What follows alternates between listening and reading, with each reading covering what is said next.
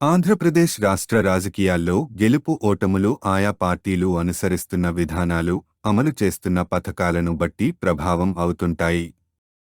అయితే అధికార YSRC party ఇటీవల అనుసరించిన విధానాలు కొంత మేరకు ఓటమి భయంతో చేపట్టినట్టుగా స్పష్టమవుతుందని రాజకీయ విశ్లేషకులు చెబుతున్నారు.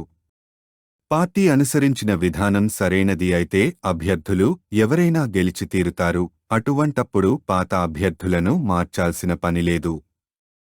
కాగా ఎమ్మెల్యేలకు, పార్టీ సీనియర్ నాయకులకు స్థానభ్రంశం కల్పించడం వెనుక ఓటమి భయం ఉన్నట్టు స్పష్టమవుతోందని చెబుతున్నారు. ఇదిలా ఉండగా వైనాట్ 175 నినాదానికి ఆదిలోనే హంసపాదు ఎదురైనట్టు అత్యధిక స్థానాలను కోల్పోవలసి వస్తుందని సుమారుగా అన్ని ప్రాథమిక సర్వేలు చెబుతున్నాయి.